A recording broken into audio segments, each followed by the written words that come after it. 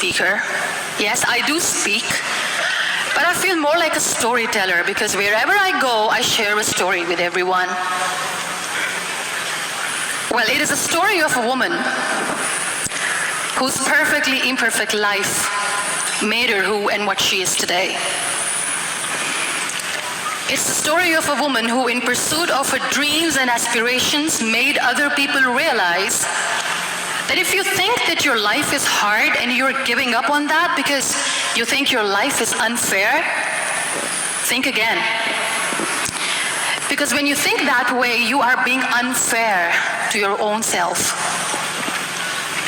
It's the story of a woman who made people realize that sometimes problems are not too big. We are too small because we cannot handle them.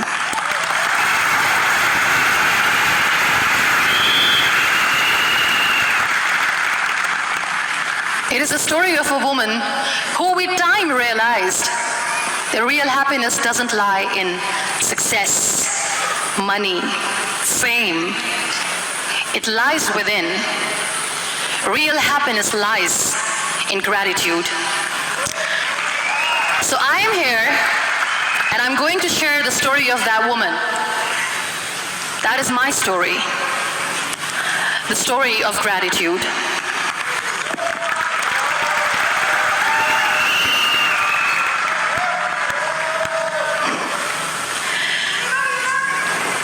I love you too. I love you all.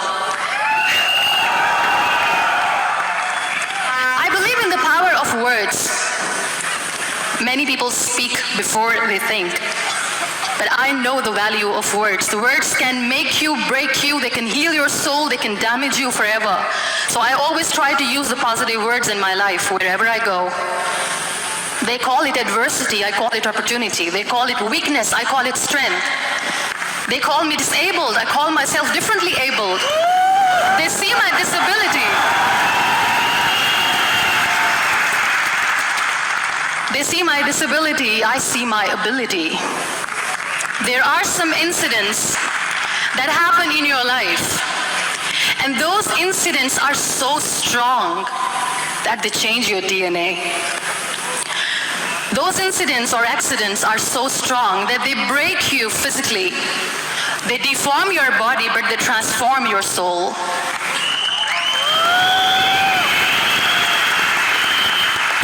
Those incidents break you, deform you, but they mold you into the best version of you. And the same thing happened to me. And I'm going to share what exactly happened to me. I was 18 years old when I got married. And this thing I'm sharing for the very first time on an international level. I was 18 years old when I got married. I belonged to a very conservative family, a Baloch family, where good daughters never say no to their parents. My father wanted me to get married.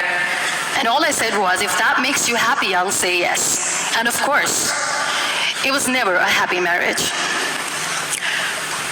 Just about after 2 years of getting married, about 9 years ago, I met a car accident. Somehow my husband fell asleep and the car fell in the ditch. He managed to jump out, saved himself. I'm happy for him. But I stayed inside the car and I sustained a lot of injuries. The list is a bit long, don't get scared. I'm perfectly fine now. Radius ulna of my right arm were fractured. The wrist was fractured. Shoulder bone and collarbone were fractured. My whole rib cage got fractured. And because of the rib cage injury, lungs and liver were badly injured. I couldn't breathe.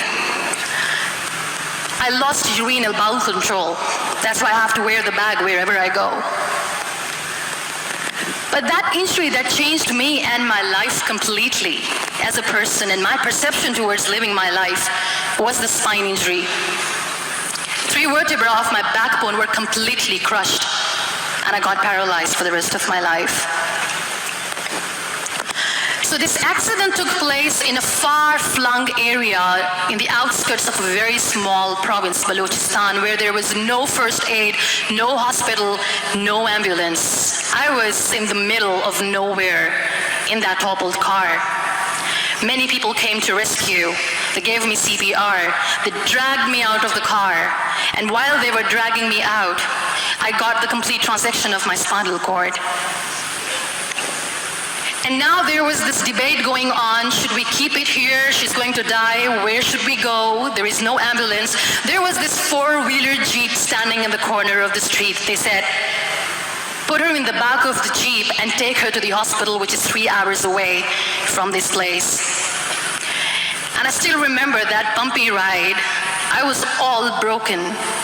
They threw me at the back of the Jeep and they rushed me to the hospital.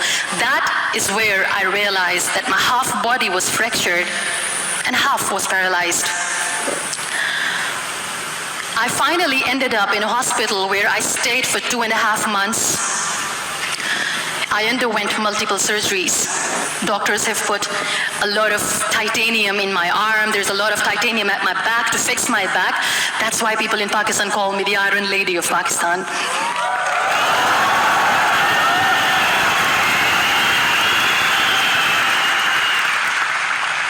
Sometimes I wonder how easy it is for me to describe all this all over again. And somebody has rightly said that when you share your story and it doesn't make you cry, that means you have healed.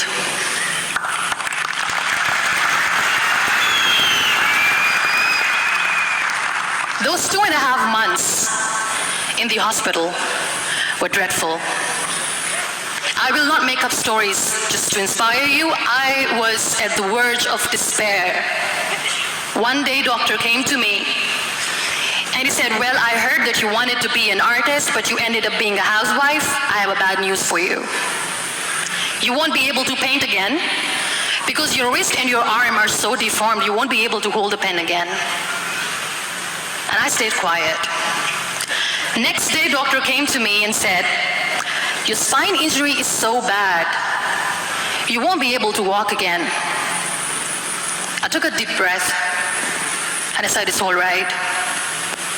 The next day, doctor came to me and said, because of your spine injury and the fixation that you have in your back, you won't be able to give birth to a child again. That day, I was devastated. I still remember, I asked my mother, why me? And that is where I started to question my existence. Why am I even alive? What's the point of living? I cannot walk, I cannot paint, fine, I cannot be a mother. And we have this thing in our heads, being women, that we are incomplete without having children.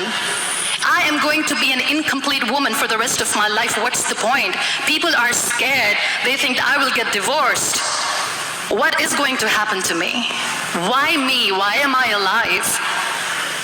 We all try to chase this tunnel. We all do this because we see light in the end of the tunnel, which keeps us going. My dear friends, in my situation, there was a tunnel that I had to roll on, but there was no light. And that is where I realized that the words have the power to heal the soul. My mother said to me, this too shall pass. God has a greater plan for you. I don't know what it is, but He surely has.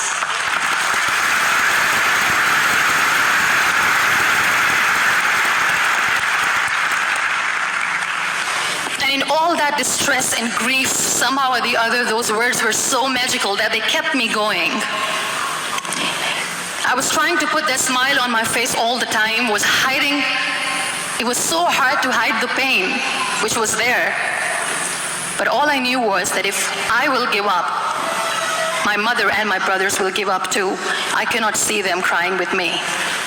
So what kept me going was, one day I asked my brothers, I know I have a deformed hand, but I'm tired of looking at these white walls in the hospital and wearing these white scrubs. I'm getting tired of this. I want to add more colors to my life. I want to do something. Bring me some colors, bring me some small canvas. I want to paint. So the very first painting I made was on my deathbed, where I painted for the very first time. It was not just an art piece or just my passion. It was my therapy. What an amazing therapy it was. Without uttering a single word, I could paint my heart out. I could share my story. People used to come and say, "What lovely painting, so much color." Nobody could see the grief in it. Only I could. So that's how I spent 2.5 months in my hospital, crying, never complaining or whining, but painting. And then I was discharged, and I went back home. And I went back home and I realized that I had developed a lot of pressure ulcers on my back and on my hip bone. I was unable to sit. There were a lot of infections in my body, a lot of allergies. So doctors wanted me to lie down on the bed straight for not 6 months, for not 1 year, for 2 years. I was bedridden, confined in that one room, looking outside the window, listening to the birds chirping, and thinking maybe there will be a time when we'll be going out with the family and enjoying the nature. That was the time where I realized how lucky people are, but they don't realize.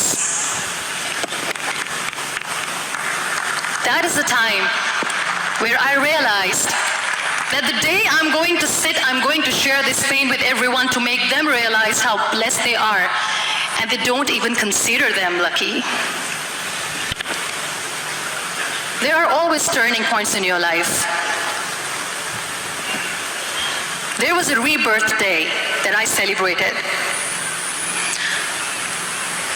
After 2 years and 2.5 months, when I was able to sit on a wheelchair, that was the day when I had the rebirth. I was a completely different person. I still remember the day I sat on the wheelchair for the first time, knowing that I'm never going to leave this, knowing that I won't be able to walk for the rest of my life. I saw myself in the mirror and I talked to myself. And I still remember what I said.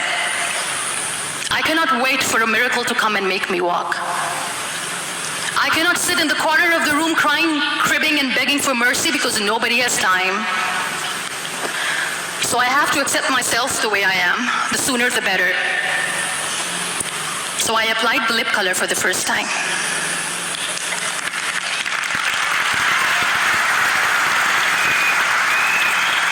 And I erased it. And I cried. And I said, what am I doing? A person on a wheelchair should not do this. What will people say? Clean it up. Put it again. This time I put it for myself. Because I wanted to feel perfect from within.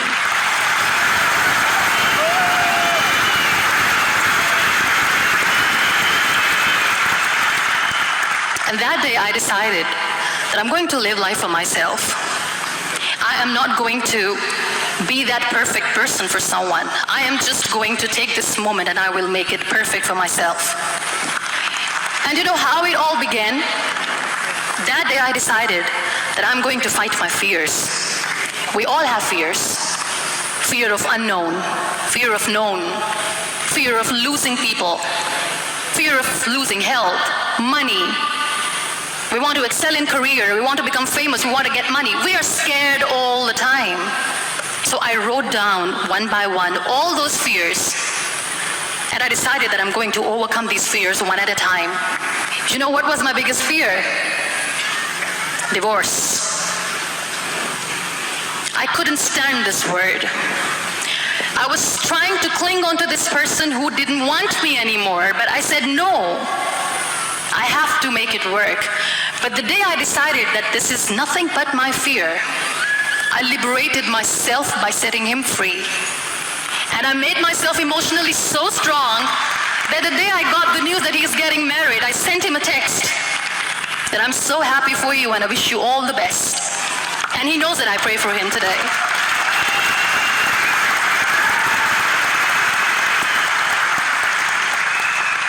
My biggest fear, number 2, was I won't be able to be a mother again. And that was quite devastating for me. But then I realized there are so many children in the world, all they want is acceptance. So there is no point of crying, just go and adopt one. And that's what I did.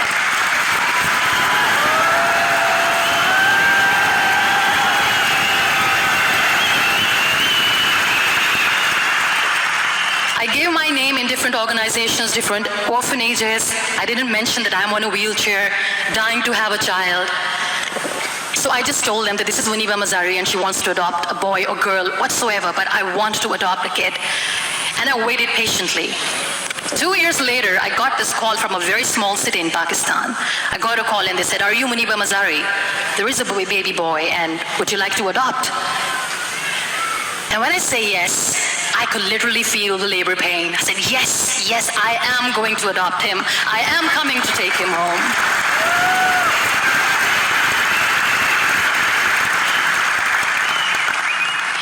And when I reached there, the man was sitting and he was looking at me from head to toe.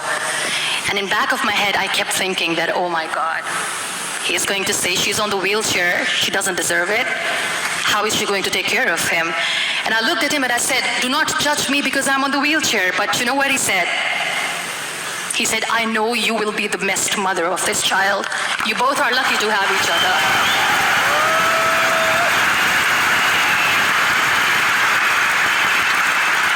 And that day, Niall was 2 days old, and today he's 6.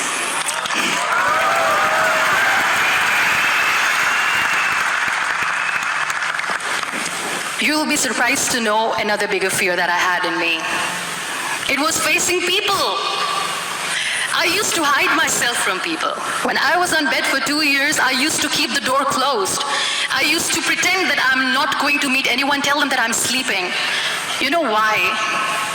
Because I couldn't stand that sympathy that they had for me. They used to treat me like a patient. When I used to smile, they used to look at me and say that, you're smiling, are you okay? I was tired of this question being asked, are you sick? Well, a lady yesterday at the airport asked me, are you sick? And I said, well, besides the spinal cord injury, I'm fine, I guess.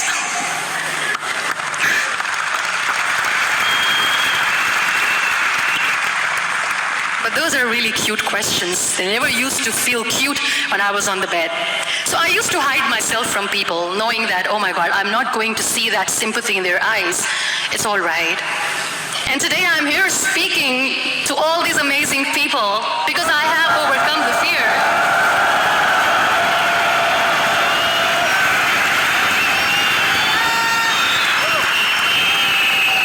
You know, when you end up being on the wheelchair, what's the most painful thing? That's another fear that people on the wheelchair or the people who are differently abled have in their hearts, but they never share. I'll share that with you. The lack of acceptance. People think that they will not be accepted by the people because we, in the world of perfect people, are imperfects. So I decided that instead of starting an NGO for disability awareness, which I know will not help anyone, I started to appear more in public. I started to paint. I always wanted to. I've done a lot of exhibitions. I'm Pakistan's first wheelchair-bound artist. I've done a lot of modeling campaigns, different campaigns for brands like Toni and Guy.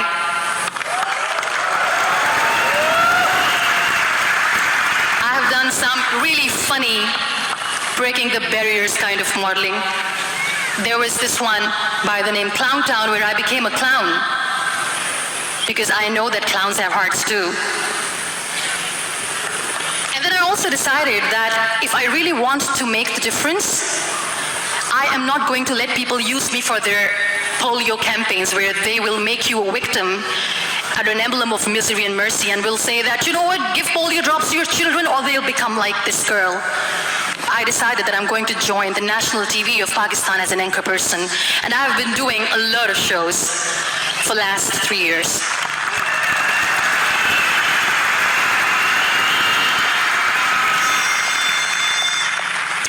So when you accept yourself the way you are, the world recognizes you. It all starts from within. Thank you. I became the National Goodwill Ambassador for UN Women Pakistan, and now I speak for the rights of women, children. We talk about inclusion, diversity, gender equality, which is a must. I was featured in BBC 100 Women for 2015. I am one of Forbes 30 Under 30 for 2016. And it all didn't happen alone. You all are thriving in your careers. You have bigger dreams and aspirations in life. Always remember one thing. On the road to success, there is always we, not me. Do not think that you alone can achieve things. No. There's always another person who is standing behind you, maybe not coming on the forefront, but behind you, praying for you and supporting you. Never lose that person. Never.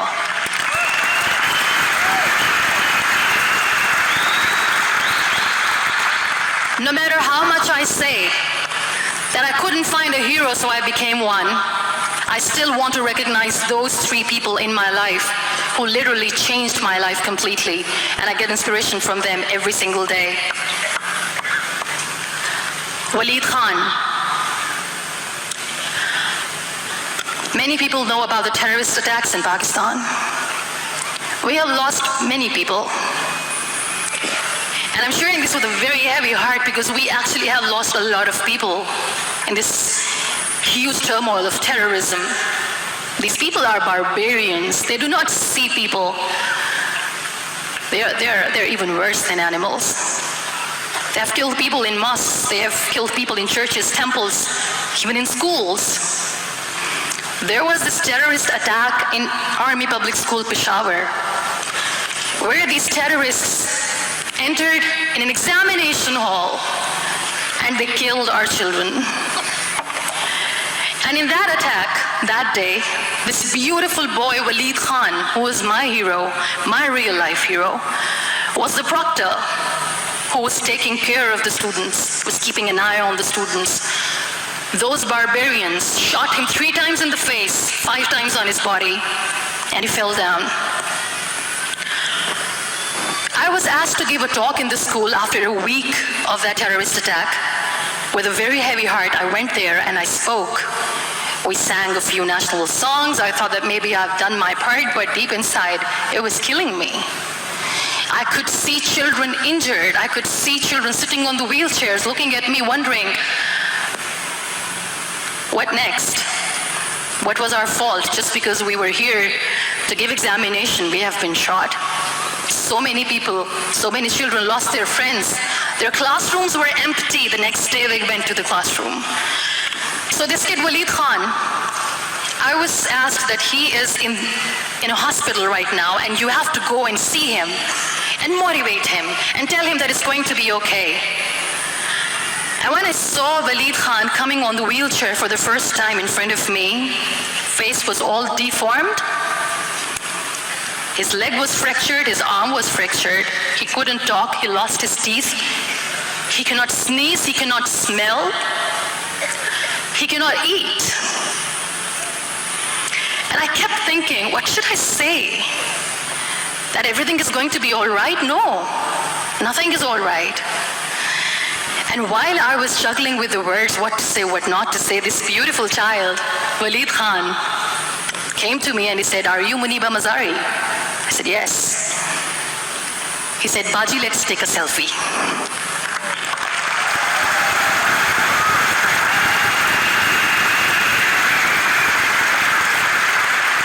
And with that beautiful toothless smile of Waleed Khan, we took that beautiful selfie that I still have with me.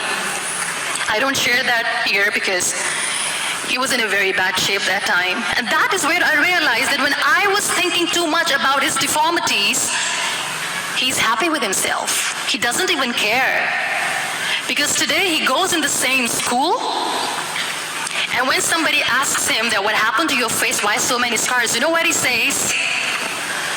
"These scars are my medals and I wear them with pride."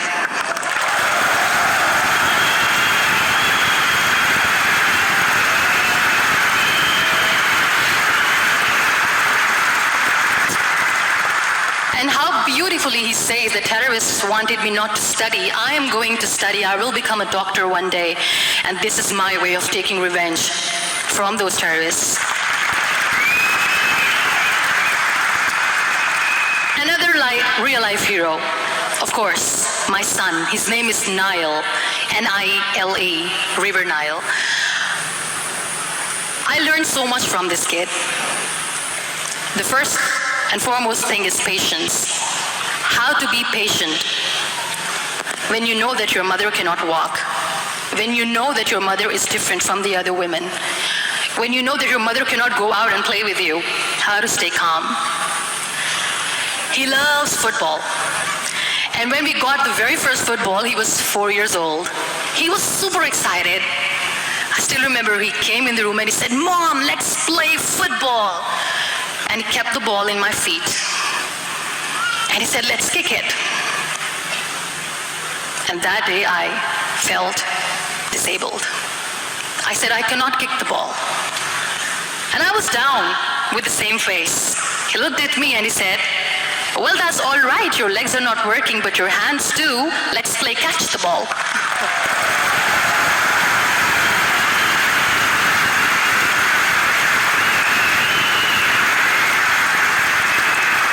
You know what, that day he made me realize that when you think your glass is half empty, come on, your glass is half full. It's all in here and here. Last but not least, the woman who made me realize that heroes have no gender. The woman who believed in me even when I was completely at the verge of despair, where everybody left, she was there. And every time I looked at her, without saying anything, she used to look at me and said, "This too shall pass. God has a bigger plan. And one day you will say that, oh my God, that is why God has chosen me." She never cried in front of me. She has always said that there will be haters, there will be naysayers, there will be disbelievers, and then there will be you proving them wrong. My mother.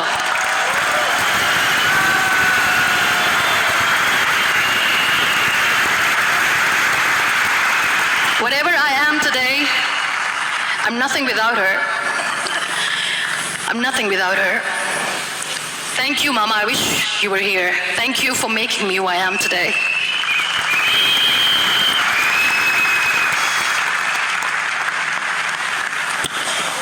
You know what? We human beings have a problem. Out of many problems, there is one more, and this is a self-created one. We always expect ease from life. We have this amazing fantasy about life. This is how things should work. This is my plan. It should go as per my plan. If that doesn't happen, we give up. So my dear friends, let me tell you one thing. I never wanted to be on the wheelchair. Never thought of being on the wheelchair. I was always aspiring to do bigger things, but had no idea that for that I have to pay the price to be where I am today. It's a very heavy price.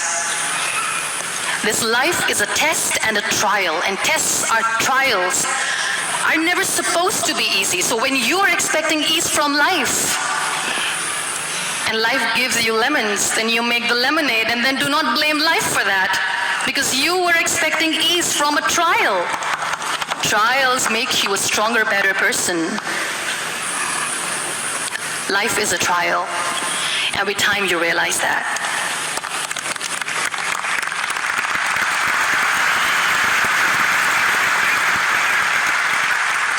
It is okay to be scared. It is okay to cry. Everything is okay, but giving up should not be an option. They always say that failure is not an option. Failure should be an option, because when you fail, you get up, and then you fail, and then you get up, and that keeps you going. That's how humans are strong.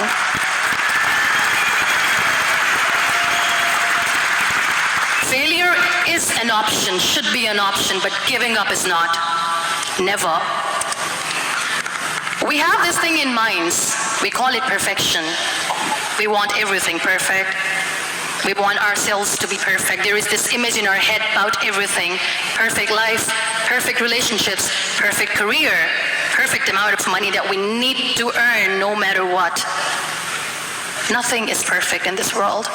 We all are perfectly imperfect, and that is perfectly all right. That's all right. We were sent here not to become the perfect people. Those people who tell you how to look perfect, even those people are imperfect. Trying to fight this fear of looking imperfect. I used to be perfect. I still remember. I got this compliment years ago when I used to walk. Oh my God, look at you. You're fair, you're tall, you're perfect. Look at me now. You're still perfect. Only the perfect eyes can see that. Only the perfect eyes will see that. Only the perfect eyes will see that. So yes,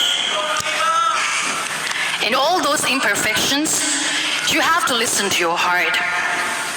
You don't have to look good for people. You don't have to be perfect just because other people want you to be perfect. If your soul is perfect from within, that's all right. This is all what you want. This is all what you need to be. Our society has made very weird kind of norms to look perfect and great. For men, it's different. For women, it's different. We think too much about what people say. We listen to ourselves too little. You know what makes you perfect? When you make someone smile. You know what makes you perfect? When you try to do something good for the people around you. You know what makes you perfect? When you feel someone's pain. And how beautiful pain is that it connects you with people. No other medium can connect you with others but pain. That's why I always say that I'm in pain, and that's a blessing in disguise for me. Today, just because I'm in pain and I'm on the wheelchair, I work for children. Being the head of CSR for a company, we conduct medical camps in far-flung areas of Pakistan where so many kids die because they don't have medical facilities. And I personally believe just because they cannot afford to live doesn't mean we'll let them die. So we give them money, we give them medical treatment, we try to heal their wounds, physical and emotional. And I also work for the beautiful people, we call them third gender, the transgender community of Pakistan. Do you know what connects me with them? All my imperfections. When I go and I hug them, they never judge me.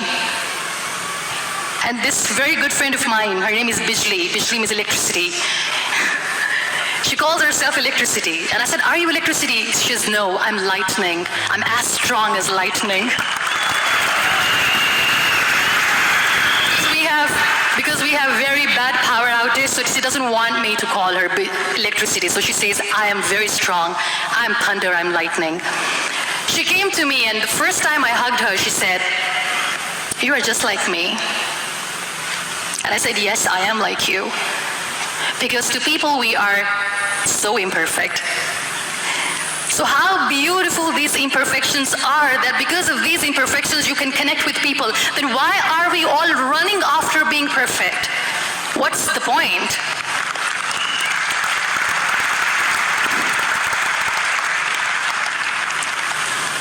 Every time I go in public, I always smile. There's always a big toothy smile on my face, and people ask me, don't you get tired of smiling all the time? What's the secret?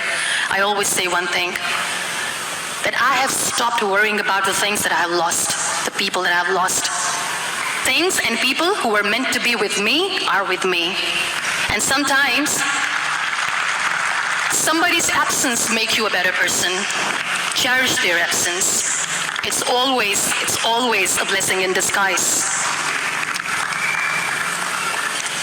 I always say that people are so lucky they don't even realize. You must be thinking, okay, you're lucky in what sense? Well, the breath that you just took was a blessing. Embrace it.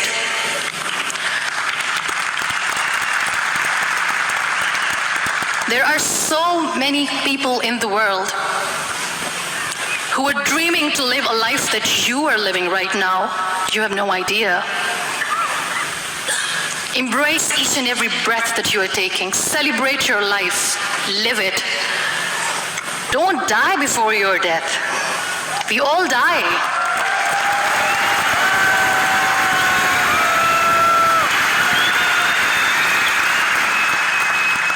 We live this one routine of a day for 75 years and we call it life. No, that's not life. If you're still thinking why you have been sent here, if you're still juggling with the concept of why you are here, you haven't lived yet. You work hard, you make money, you do it for yourself. That's not life. You go out, you seek for people who need your help, you make their lives better. You become that sponge which can absorb all the negativity, and you become that person who can emit beautiful positive vibes. And when you realize that you have changed someone's life, and because of you, this person didn't give up, that is the day when you live. Always.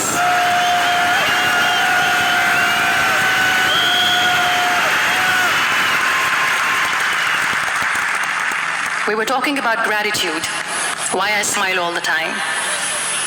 I cry all night when nobody sees me, because I'm a human and I have to keep the balance. And I smile all day because I know that if I will smile, I can make people smile. That keeps me going.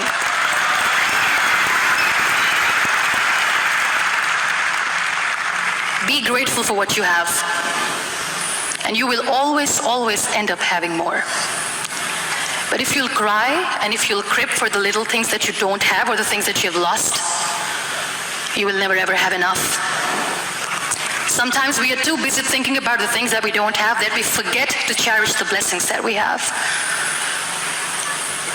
I'm not saying that I'm not healthy and that makes me unlucky, but yes, it is hard. It is hard when I say that I cannot walk. It is hard to say when I wear this bag. It hurts. But I have to keep going, because never giving up is the way to live, always.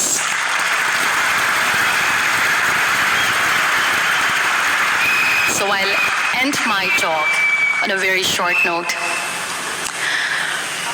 Live your life fully. Accept yourself the way you are. Be kind to yourself. Be kind to yourself. I'll repeat, be kind to yourself, and only then you can be kind to others. Love yourself and spread that love. Life will be hard. There will be turmoils, there will be trials, but that will only make you stronger. Never give up. The real happiness doesn't lie in money or success.